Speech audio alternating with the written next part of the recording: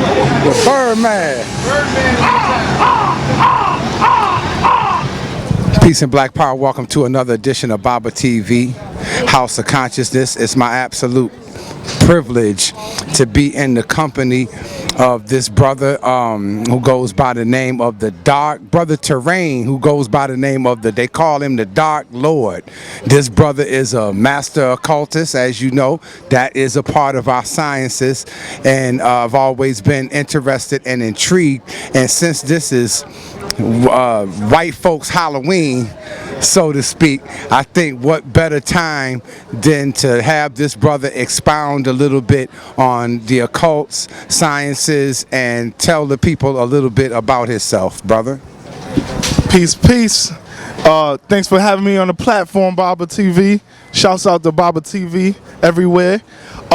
Yeah, this is Europeans Halloween. However, we created the Halloween season that was stolen, and we have our own spell. We have our own science to how we deal with All Hallows Eve. We have our own spell to how we deal with what we call the Day of the Dead, and we have a science to how we resurrect the dead and how we party with the dead. And as an occultist, you know, I bring the science on how we used to do things. You know, this was not necessarily, it wasn't at all considered an evil day. You know, the thing with death, we have this brainwashing where we think death is bad. You know, our ancient ancestors celebrated death. There was a way we communicated with the dead on a frequent basis.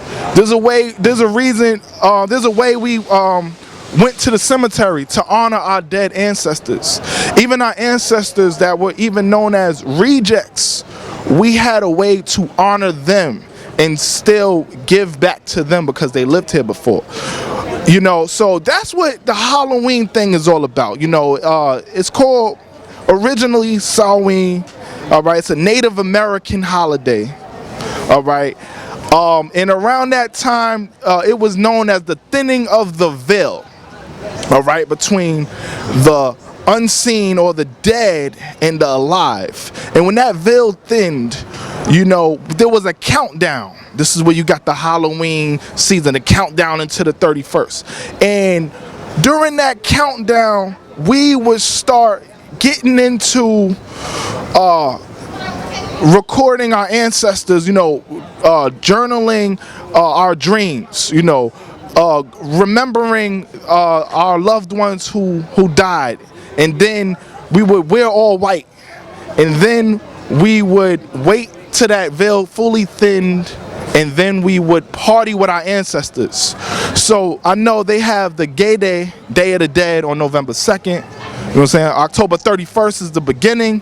November 2nd is the end of that celebration of the alive and the dead, and we want to get back to that, especially in these crazy times, because we need energies on the other side to join forces with us now to help us out in battling the craziness we got going on now. Expound, brother. All right, so the Day of the Dead, we dealing with Halloween. You know, when we dealing with this energy, there's a lot of spookism going on. We got a lot of fear-based things. We got the corporations trying to make money off of candy.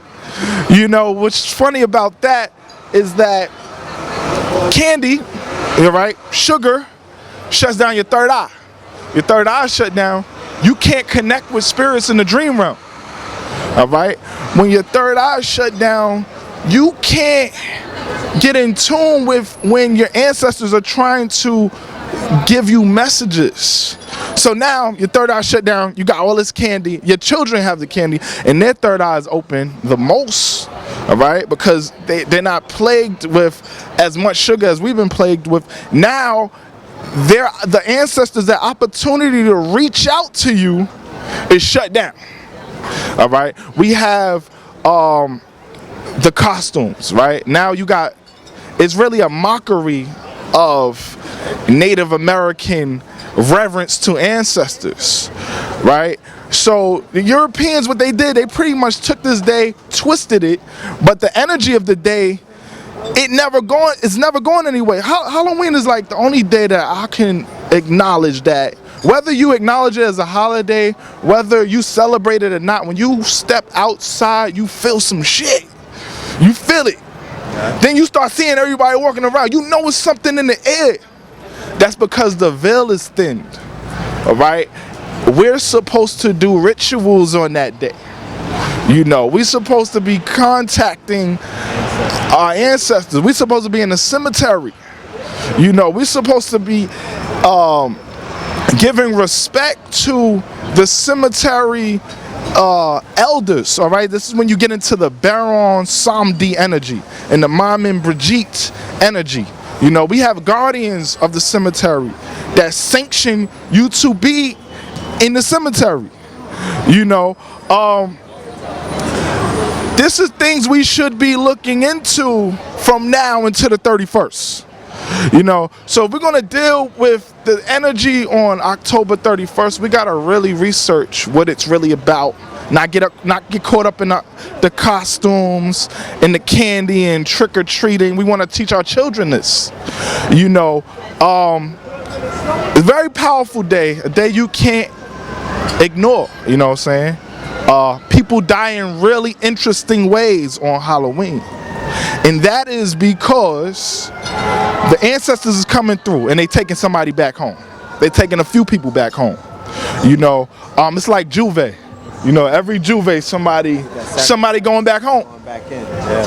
All right. So it's like you want to dress a certain way. You want to prepare your energy a certain way the night before so you don't get swept up. You know, because that is very easy and that happens to a lot of people on that day. You know,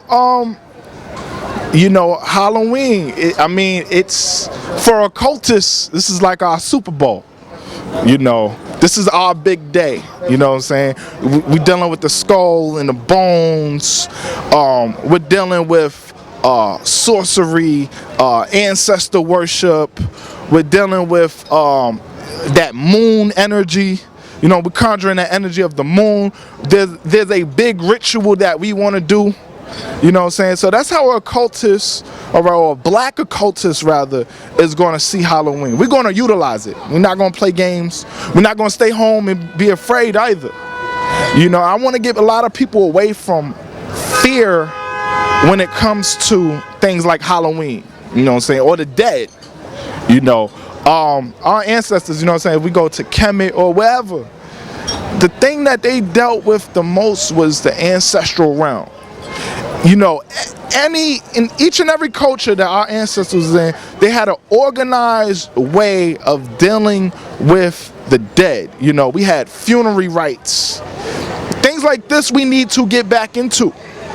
You know, and I noticed that when people get back into this energy,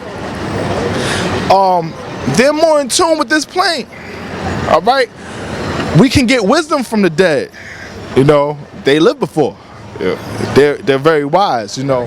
Can you go into greater depth about being a black occultist and that whole movement? The whole thing about being a black occultist, my experience, or being a black occultist in general. Both. Okay, so I will say this: black occultists. Well, when we get to the place where we're considered black occultists, we've studied a lot of things. We've been through a lot of things. We experimented with a lot of things. We may have initiated in a few different spiritual practices, and we have a different twist on occultism in general. You know, we know how to make it look good. We're black, so we put flavor on it. All right. There's a lot more style when you see black occultism. We're more laid back. We're not in the cutting ourselves and doing sadistic rituals and things like that. So, and that's one of the things that I bring to the table with my group. Is I'll show the black occultism, you know, the style, the flavor, you know what I'm saying? we're more into the indigenous things, you know what I'm saying? We revere and respect everything instead of steal it. We really study it, you know, really genuinely get initiated into things and then bring it in an occult twist, things like that. So you're gonna see black occultists, I would say a lot more well versed, you know what I'm saying? We melanated, of course. You know, I got into dealing with occultism in a really interesting way. You know, I wasn't brainwashed with Christianity. So, you know, my upbringing allowed for me to dive right into occultism. You know, so at like the age of 12, 13, I'm studying everything under the sun. You know what I'm saying? Because I wasn't afraid. You know what I'm saying? I didn't get hit with the Christianity program. And because of that, I was allowed to just go deep and then keep going. And then, you know, there were great teachers that I still revere. Babatv, Phil Valentine, you know, occultists, black occultists who brought someone like me the science, and I was able to continue going deep because they were able to keep me out of certain programming.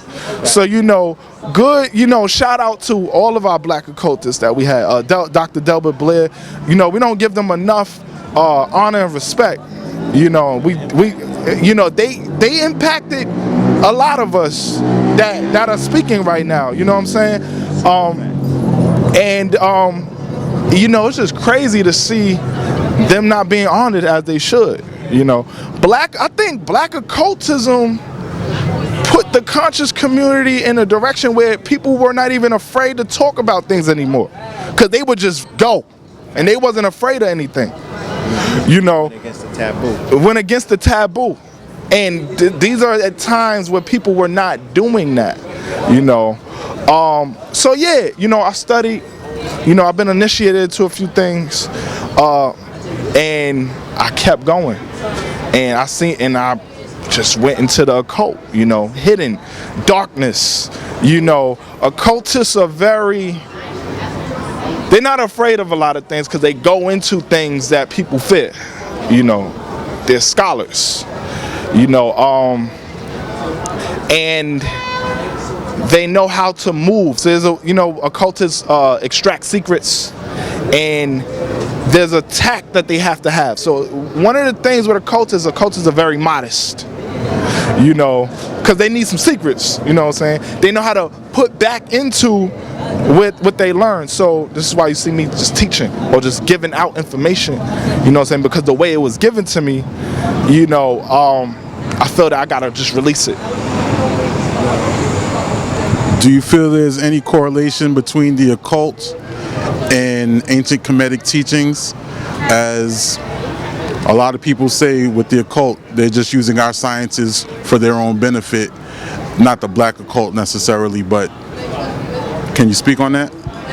That's a very good question. So when it comes to European occultism, yes, that a lot of ancient Kemetic mysteries, or what they consider ancient Kemetic mysteries, was extracted from, Europeans extracted a lot of ancient Kemetic mysteries and they called it occultism. Now we got a new thing called New Age science, all right, which is even more watered down. So yeah, a lot of occultists, or a lot of prominent or European occultists, Aleister Crowley, dealt with a lot of ancient Kemetic science, right? Now the thing with, well, what? Orientalism. Yep. So that's not a cult though. That's Western spirituality. Occultism is dealing with hidden science, period. All right. So you're gonna see, I'm dealing with hidden science. I'm gonna come a different way. I'm black. You know what I'm saying? You're gonna see a European do that a different way.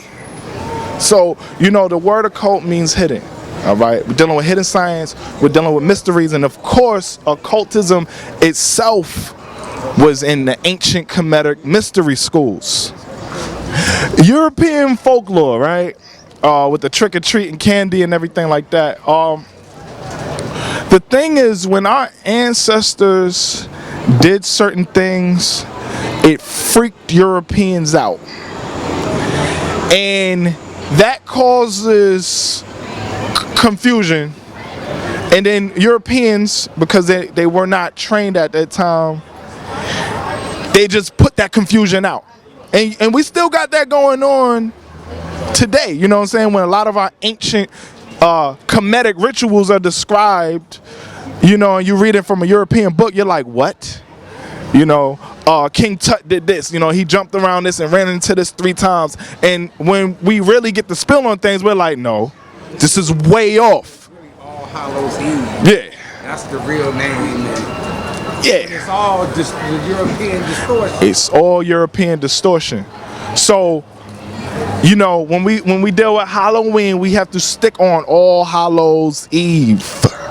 All right? We have to stick on ancestor worship. Ancestor worship. You know, we want to stay away from European distortion. All right? Anything pagan or European folklore, we want to throw it out the window. All right, we don't want to make it make sense. We don't want to look for truth in it. We want to throw it away. All right, and our ancestors will be happy with us when we start honoring them on the days that the planets align for us to honor them. Yeah. Can you share with the audience how they can utilize All Hallows Eve for manifestation purposes? Like if they want to, and you know, what are some of the steps that one can take in order to manifest visions or, you know, futures that people want to create in these days and times? Good question. So, dealing with manifestation on All Hallows Eve, first thing we want to understand, we got a few days, right? Yeah. All right. We want to eat a certain way. All right. The quickest way to really speed up having visions on a particular day is to cut out meat. Yeah. All right. The second fastest way is after you cut out meat, the 3 days leading up to it, don't eat anything at all. Drink water and maybe agave nectar. All right, sweet water. It prepares your body for astral travel. It bursts your third eye open. Whenever you're fasting, you're like really sensitive, but your dreams get real interesting too, because that third eye is open. So now you're ready for the 31st. So if grandma who was deceased she's gonna come through. She see you preparing, she's gonna come through. Another thing, when it comes to visions and contacting ancestors, have a picture. Try to get a Polaroid picture of who you need to contact you. All right, and wear all white the day before and the day of, and I will promise you, you will see something. All right. Now, as far as manifestation with this energy, all right, Halloween is like I said, we call it the Super Bowl, you know what I'm saying, of occultism, because it's like a full moon. It's like a blood moon. It's like a super blood moon. Yeah. It has a lot of energy behind it. So whatever you put intention-wise behind it, it's going to manifest. The dead are already in the building. All right. So whenever you do a ritual, you're already going to have a bunch of ancestors in your presence. Yeah. So whenever you focus on something, they're going to help you carry it out. You know what I'm saying? So the days leading up to this, eat right. All right. Cut the meat out. Focus. Get a dream journal. Write down what you're trying to manifest. All right. Get some candles, okay? It could be all white candles, it could be 7-day candles, tea light candles. Improvise. Focus on your intentions. It's that simple. Indeed. Indeed. Anybody else have any questions for the brother? You said the ancestors are always in the building, and when you do these rituals, just to be aware of that. But suppose you're in your house and you're doing a ritual, and you know, we have what you call like spirits, and you know, they exist on this realm, but we can't see them.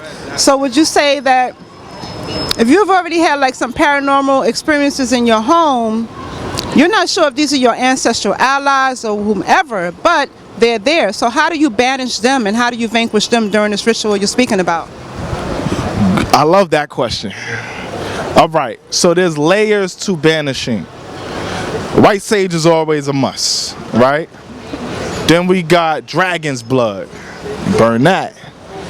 Then if you're doing a particular ritual and you trying to keep your protection up and you're trying to keep energies from invading your space, white flour. You do a double circle of white flour. White flour is spirit proof, all right? And then, you know, salt around the bed, you know. And then another thing, the main thing that will keep unwanted energies or intruders out is an ancestral altar. So when you put up that ancestral altar, right, and you feed your ancestors regularly, they're not letting any intruders come in. You know, there's layers to defense. You know, this is where gargoyles come from. All right, gargoyles that protect the buildings. They were a lot of the times consecrated with spirits to. So you got the statue.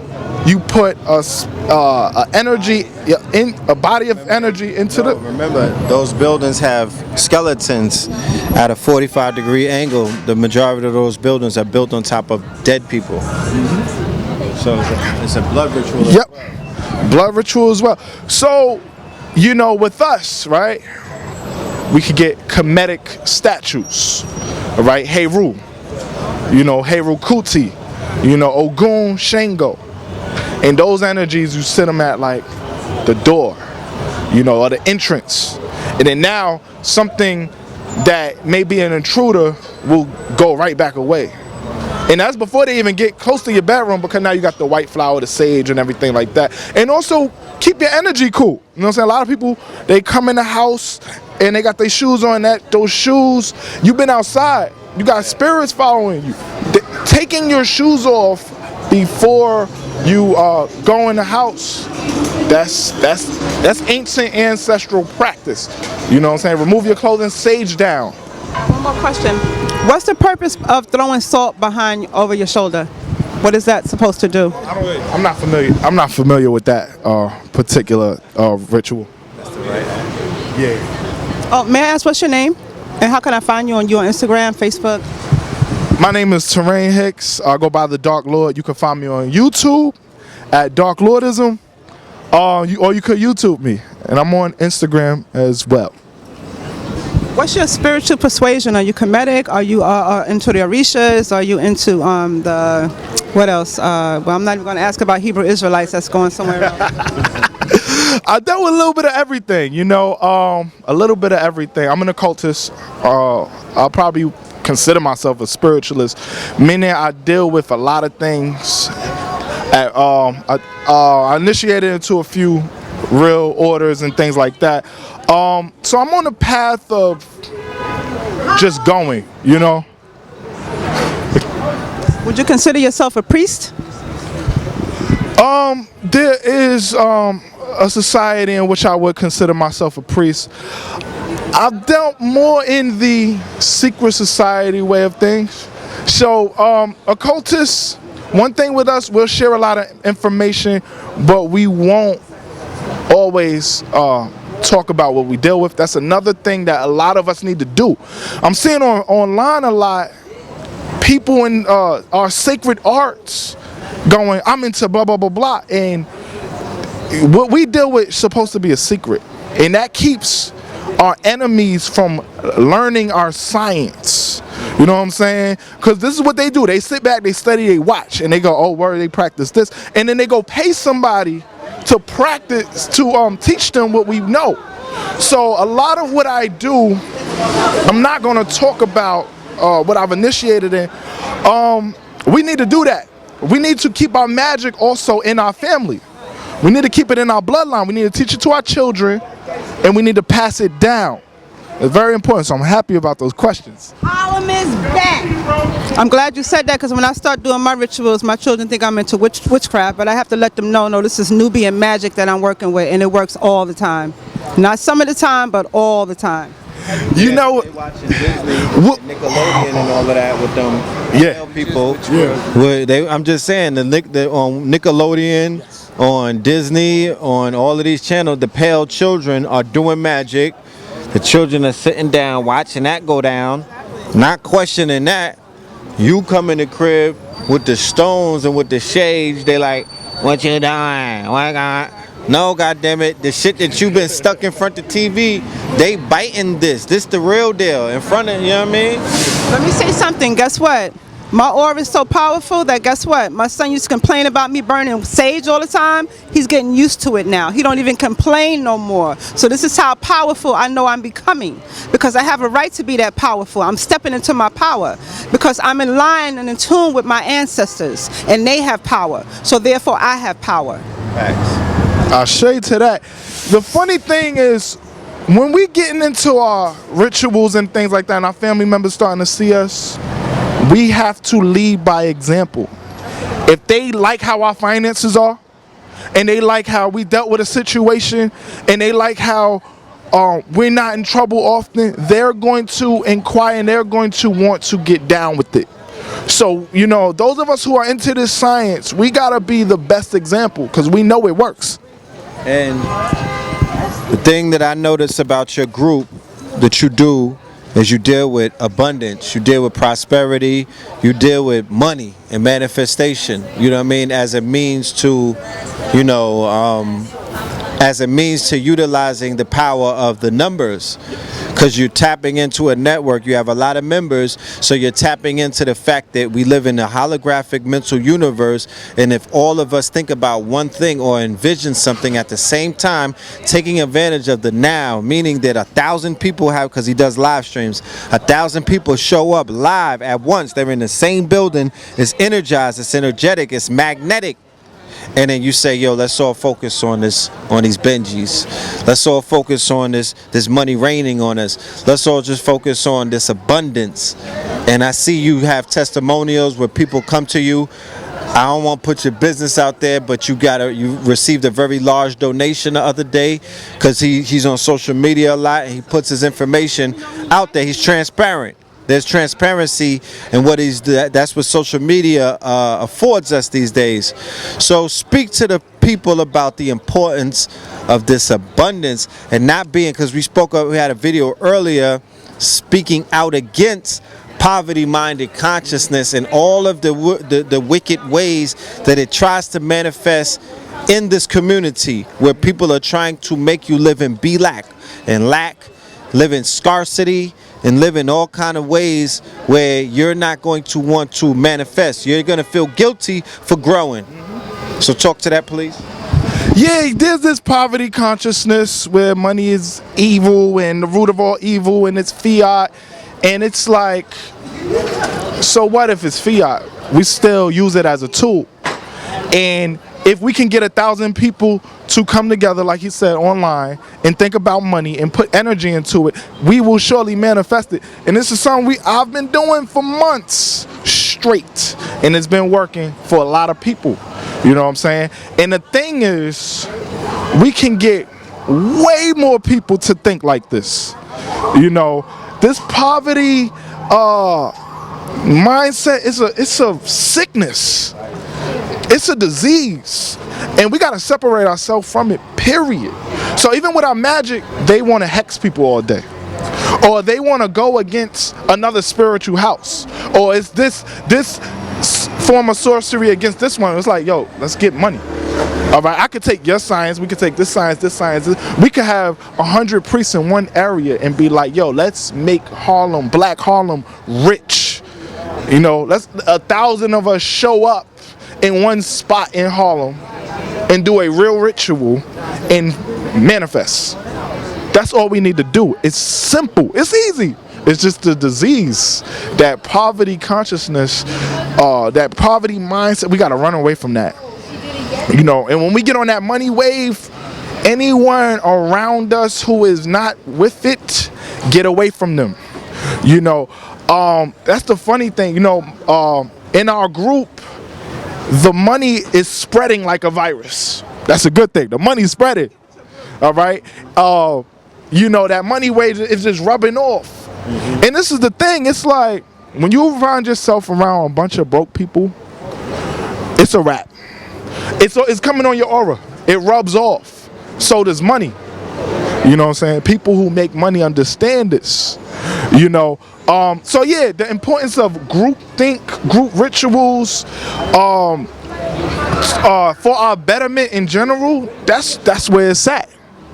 You know, 1,000 melanated people, right? Like, what can't we manifest if we so powerful? Sky's the limit. You could barely even know how to manifest. 1,000 melanated individuals thinking about the same thing at the same time can manifest anything. Yup. It works. It's worked well, as Red said. Yeah. Yup. Yeah, I agree with you in many ways. Because I just came out here. I was out here for less than 5 minutes, and I put 3 of my body butters on the table over there, and a sister came and snatched one up. So that's manifestation right there. When you call things and you speak things into existence, and the universe agrees with you. Okay, so you got to put it out there. You got to match the frequency. So this is what I do. Okay, I'm following in my father's footsteps. I know he would be proud. I'm working on a family business. I'm about building wealth for the family. That's what I'm about. Okay, so I'm gonna come on your live stream. Just give me your card, you know, give me your information, and I will definitely get on your live stream, because I want to be on this money wave, because it's really about manifesting. I don't want to live in this poverty consciousness. Okay, I want to get this book called The 48 Laws of Power, and it talks about that. The people you surround yourself with, your network is your net worth, okay? So, and I'm looking to get into the SMART. I'm gonna put that in the universe. I don't mind putting things out there, because I was on the fundraising committee for the SMART. This was like over 20 years ago, and the SMART is still sitting here, okay? So I'm just gonna speak things into existence, because I know there's power in doing that. So as I said, I was out here for 5 minutes. I put 3 of these on the table. I already sold 1, but I'm not doing the hand-to-hand combat no more. I'm making these only to order. When you want one, I got it. Hit me up on Instagram, hit me up on Facebook, direct message me. If you want one of these, I got it. I got you. This is good for the skin, good for the hair. That's peace. That's peace. Yeah. Anything else? Well, like, yeah, money consciousness, group think. I don't see enough of that. We need more group minded rituals. You know what I'm saying? Like, what about Black Friday? Why can't we all come together and spend a lot of money on each other in a cyber way? Yeah, like flash mob. Like a flash mob. Y'all come to Harlem as a flash mob, 100 deep. On Friday, make it 8 o'clock. You know what I'm saying? Yeah, give it a time slot, so people just don't, from 8 to 12, if you can't get up early, you ain't part of the mob. Yep. And they come and go up and down 2/5, spending thousands of dollars with the vendors, buying you out, tipping your table over. You know what I'm saying? Cleaning you out. Why don't we have that going on? Why don't we have established a conscious tax? If you want to use the word community, but you're not enforcing the rules and the laws of a community, then you sit back and chastise the fact that it's not a community or functioning as such, but you're not implementing any of the legislation or the rules of community. Where's your reward system? Where's your value system? Where's your penalty system? Meaning that if we belong to a community, and this brother's out here, he has testimonials of helping people get money in their lives when they never knew that it existed, not knowing that anything that they want, they can manifest through both thought and action and the word, right? If he belonged to another community, they would reward him, and not just with a chicken wing dinner and a plaque. You know what I mean? There would be bonuses in corporate.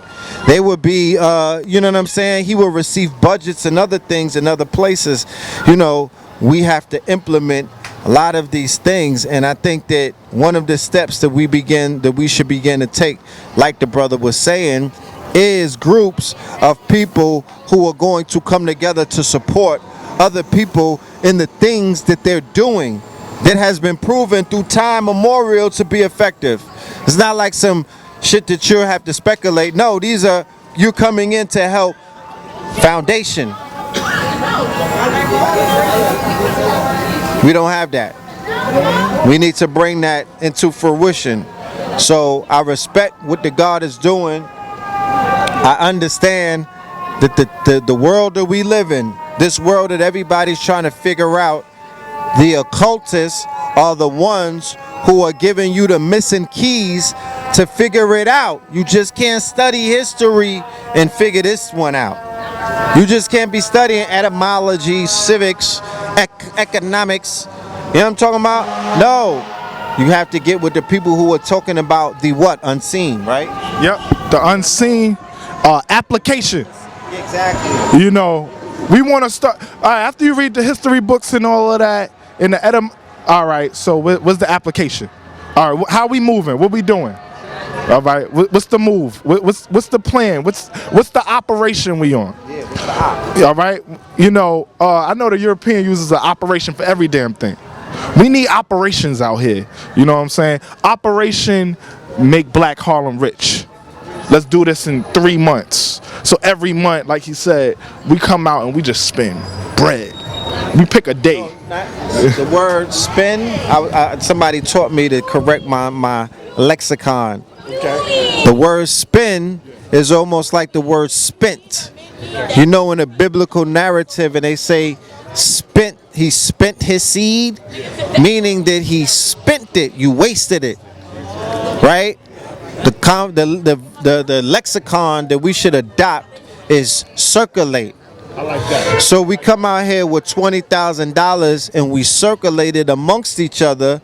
That way it grows into $80,000 because when you spend, that's one of the problems. We're spending $1 trillion. So when you get the bag, you're running to Jimmy Jazz with it. You're running inside of Dr. J's with it. You have not established any kind of merchant trade with these people. You have not even established their word that they're going to circulate the money back with you because you didn't use the right word. Yo, I'm about to come and circulate some money with you, Harlem, and keep your doors open. Where are you going to circulate it back before it leaves Harlem? At least, yo, Whole Foods, we circulating $1 million with y'all every week. They eating in there. How are you could be helping Harlem out every weekend by circulating at least 2% of that back. So that's what that's the changing of certain lexicons, which will actually change the approach that we're taking because makes a lot of sense, you know. So that's something we need to put together. That's what we're gonna do. We do a group, right, ritual with the different states where we focus on circulating money through Harlem. All right, we do this online.